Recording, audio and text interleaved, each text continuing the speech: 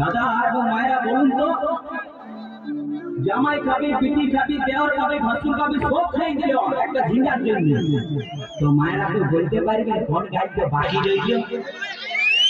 বলুন তো মায়েরা, ওর তুই ভাত খাবি, হরি বল হরি বল, তুই আমার ঝিঙ্গাটা হাতে করলি চুরি গো, আমার ঝিঙ্গাটা হাতে করলি চুরি, ওই আমার ঝিঙ্গাটা হাতে করলি চুরি গো, আমার ঝিঙ্গাটা হাতে করলি চুরি।